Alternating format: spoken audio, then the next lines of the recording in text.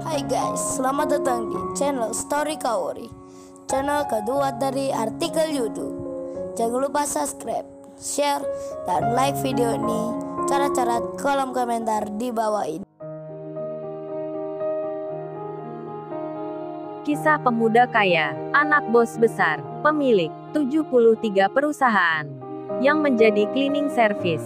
Episode 730, bagian pertama. Kaori melihat handphonenya. Berbunyi tanda ada pesan yang masuk. Kaori pun mengangkatnya. Kaori melihatnya. Namun tiba-tiba mamanya memanggilnya. Kaori ada Lala di luar. Kamu cepat temui Kaori. Kaori pun belum sempat melihat pesannya. Belum sempat membaca siapa yang mengirimnya. Karena bersamaan itu, ada banyak pesan yang masuk di WhatsApp-nya. Kaori lalu meletakkan kembali handphonenya. Dikira Lala tadi yang menghubungi. Kaori pun berjalan, menemui Lala di luar, sedang Iwan yang di Jerman, lagi di tempat kopi bersama Paijo. Iwan pun lalu bicara, Jo Paijo kalau besok lu menikah dengan Wati temannya Ririn. Ingat Jo, mertuamu itu sama juga dengan orang tuamu. Jangan bersikap tak sopan pada mertuamu. Jangan merendahkan dan menghinanya. Lebih-lebih akan menipunya. Mau sama anaknya sama juga hormat pada keduanya. Jangan seperti tetanggaku Jo. Belum menikah sudah berencana kejahatan dengan temannya. Mertuanya mau ditipu demi mencari keuntungan.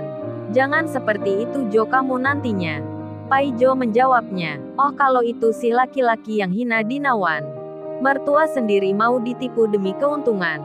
Mending dia nyebur ke sungai saja Wan Iwan. Daripada menjadi duri dalam daging. Luarnya baik dalamnya busuk. Percuma kaya kalau pekerjaannya menipu. Iwan menyahutnya. Wah nggak nyambung Jo, lu bikin peribahasa. Aku tak tahu maksudnya apa Jo. Iwan tertawa. Tiba-tiba di samping Iwan berdiri seseorang dan berkata. Hei kalian bicara apa barusan? Apa kalian menyindir kita berdua? Kurang ajar sekali orang sepertimu. Berani-beraninya berkata begitu. Asal lu tahu namaku Marcel. Punya perusahaan di Jerman ini. Gua kerja bukan ikut orang. Tak sepertimu yang jadi pembantu rumah tangga di sini. Temannya Marcel yang bernama Yanti pun bilang. Iya dasar lu orang tak tahu diri. Kerja babu saja dibangga-banggain. Kasar sekali bicaranya Yanti. Menghina tak pakai perasaan. Meskipun demikian, Iwan dan Paijo tak marah dan emosi. Iwan malah menjawab dengan santai sekali. Iwan berkata, lo Anda berdua kenapa marah pada saya? Memangnya lu kenal dengan kita? Jo Paijo apa lu kenal orang-orang ini Jo? Kok tak ada angin tak ada hujan? Marah-marah di sini. Paijo membalasnya. Kagak tahu Wan, kagak kenal Wan gua Wan. Mungkin mereka ini salah orang kali Wan. Iwan lalu bertanya. Oh ya kita memang kerjanya sebagai pembantu bro. Saya bangga bisa membantu-bantu kerja. Menjadi pelayan dari bos besar. Kita juga teman dari anaknya. Anaknya bernama Kensin dipanggil Tuan Muda. Yanti itu menjawabnya. Gua kagak tanya lu. Ngapain lu kenalkan orang tak penting tak terkenal begitu? Gua aja seorang bos lu malah pamer majikanmu. Marcel ini juga sama punya banyak pegawai lu malah bangga. Lu kagak punya malu apa pamer-pamer kita? Pakai menyindir-nyindir Marcel segala. Iwan menjawabnya, oh itu aku beritahu mbak aku kenalkan. Nama anaknya Tuan Muda itu bernama Kensin. Jadi siapa tahu kalau besok kalian berdua bertemu. Mbaknya bisa bilang menyebut nama kita. Iwan dan Paijo. Kita teman baiknya. Iwan sengaja bercanda, memperkenalkan Kensin. Dan Marcel menjawabnya, awas nanti kalian kalau bertemu lagi di negara yang sama. Kalian dan majikanmu yang bernama Kensin itu akan kuberi pelajaran. Yanti juga berkata, sudah Marcel jangan kita bicara dengan para pembantu ini. Tak ada gunanya tak ada pentingnya. Salam buat majikanmu yang bernama Kensin. Nanti kalau dia cari pekerjaan suruh ke rumah gua. Ada pekerjaan jadi pembantu bersih-bersih selokan. Iwan pun menjawabnya, baik nanti aku sampaikan. Setelah itu orang yang bernama Marcel dan Yanti berpindah tempat duduknya. Sedang Tuan Putri Julia dan papanya Mr. Satan. Mereka yang ada di dalam rumah sakit. Akan segera dibawa ke kantor polisi. Di saat itu Kensin yang bermain bersama Diana. Bersama Cikamichi dan Narnia. Didatangi keluarga Pak Bargali. dan juga keluarganya Maya, serta keluarganya Wati. Pak Bargali itu berkata, "Oh ya Tuan Muda Kenshin, saya Pak Bargali, selaku kepala dari keluarga besar ini, mengucapkan mohon maaf atas kejadian di waktu yang kemarin. Kami semua merasa bersalah sekali. Sekarang malah Tuan Muda menolong dan menyelamatkan cucu saya. Oleh karena itu, saya sangat-sangat berterima kasih pada Tuan Muda Kenshin. Kalau Anda butuh apapun saya siap membantu. Maunya kita memberikan hadiah rumah dan mobil mewah." Tapi Tuan Muda pasti tak berkenan menerimanya. Istri Pak Bargali serta Natalia pun sama. Mengucapkan terima kasihnya pada Kenshin. Bahkan Karina adiknya Natalia pun menghampiri pula. Karina nekat bicara dengan Kenshin. "Oh ya makasih ya mas Kenshin ya namanya. Karena udah nyelamatin Narnia. Salam kenal namaku Karina. Aku adiknya Mbak Natalia." Kenshin menjawabnya. "Oh salam kenal juga Mbak Karina. Saya senang bertemu mbaknya." Kenshin menyebut nama Karina. Bilang pula senang bertemu dengannya. Seketika itu juga Karina baper jadinya. Merasa tinggi perasaannya. Pak Bargali papanya pun melihatnya. Mama dan kakaknya Natalia juga sama. Tapi Pak Bargali tak berani berkata. Berkata pada Kenshin, "Bersediakah kalau dijodohkan dengan Karina putrinya?" Kemudian Kenshin menjawab Pak Bargali. Kenshin bicara. "Oh itu tak mengapa Pak Bargali. Tak usah merasa segan atau merasa bersalah. Saya senang bisa menolong anak-anak ini. Pak Bargali tak perlu membalas apapun. Tak perlu memberi hadiah pula. Karena saya sudah punya semua." Maya dan kakaknya pun sama. Mengucapkan terima kasihnya. Mereka bicara pada Kenshin.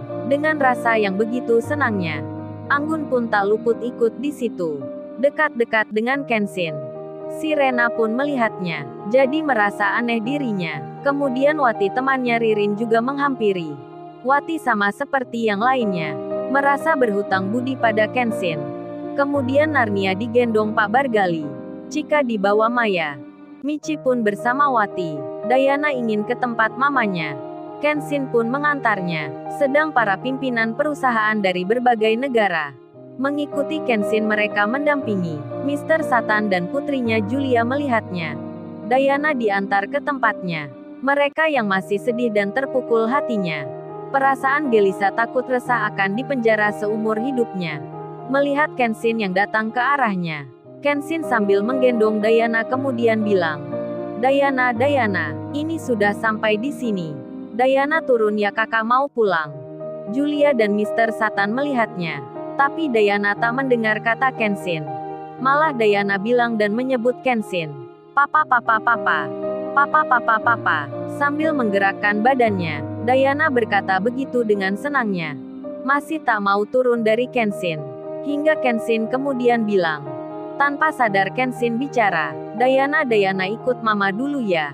Papa mau kerja. Mendengar apa yang diucapkan Kenshin, Julia sangat-sangat begitu kagetnya. Rasa sedih akan dipenjara seumur hidupnya langsung terlupakan olehnya. Diana pun juga sama. Jadi mau turun mendengar kata Kenshin. Bahkan Kenshin mengulang kalimatnya. Diana nggak boleh nakal ya. Saat papa kerja nantinya, Diana harus menurut kata mama. Diana menganggukkan kepalanya. Tanda mengiyakan. Tuan Putri Julia pun semakin terkejut dirinya. Tak menyangka sekali akan ucapan itu. Langsung saja dirinya merasa gimana gitu. Kemudian Kenshin ditanya oleh Pak Matsugawa. "Oh ya Tuan Muda. Ada peresmian perusahaan baru di Paris, Prancis besok pagi. Ayah Anda bos besar akan ke sana untuk menghadiri. Kalau Tuan Muda tak bisa datang, bos besar sendiri yang meresmikan." Kenshin menjawabnya. "Saya bisa Pak Matsugawa. Sekalian saja dari sini kita akan ke Paris nantinya." Pak Matsugawa membalasnya. "Baik Tuan Muda. Kalau gitu kita semua akan menghadiri. Mendampingi Tuan Muda di sana." Julia dan Mr. Satan pun mendengarnya. Kenshin yang sempat dihina diremehkannya. Bahkan diancam akan dihabisinya. Ternyata anaknya orang kaya. Seseorang yang disebutnya bos besar. Julia dan Mr. Satan papanya belum tahu orang yang dimaksudnya. Siapa bos besar itu namanya? Kemudian Diana memanggil Kenshin lagi. Menghampiri Kenshin kembali. Diana bicara. Papa. Kenshin kemudian menjawabnya, "Papa kerja dulu ya, nanti papa belikan mainan untuk Diana." Julia pun hatinya langsung tersetrum jadinya. Merasa suka dibuatnya. Perasaannya dalam hitungan detik menjadi berubah. Tiba-tiba Julia jatuh cinta. Jatuh cinta pada Kenshin. Kenshin kemudian pergi, tanpa melihat Julia dan Mr. Satan papanya. Kenshin pergi tak berpamitan. Sedang polisi di situ kemudian bilang, "Oh ya Anda Mr. Satan dan Nona Julia. Beruntung Anda semua. Tak jadi masuk penjara seumur hidup. Karena Tuan Kenshin itu memerintahkan pada semua pimpinan perusahaan di berbagai negara untuk mencabut laporan pada Anda. Sekarang Mr. Satan dan Nona Julia bisa pulang ke negaranya sendiri." Mendengar kabar itu, Julia pun deg-degan hatinya. Senangnya luar biasa. Tak terkira tak terbayangkan, papanya Mr. Satan pun sama. Bisa berkumpul lagi dengan Diana cucunya. Bisa kembali ke negara asalnya. Julia yang tak disapa Kenshin. Julia yang belum mengucapkan terima kasihnya pada Kenshin. Karena menyelamatkan Diana, Julia pun akan mengejar Kenshin. Di bandara yang tak jauh dari rumah sakit ini, detik-detik akan terungkap nama perusahaan besar yang tertulis di pesawat private jet itu, yang dinaiki Kenshin. Akankah Julia nanti sempat bicara pada Kenshin? Lalu, bagaimana kisah selanjutnya? Subscribe channel ini untuk episode berikutnya. Terima kasih. Jangan lupa ya guys, untuk kelanjutan ceritanya ada di channel Story Kaori. Jangan lupa subscribe ya guys, dan tekan notifikasinya.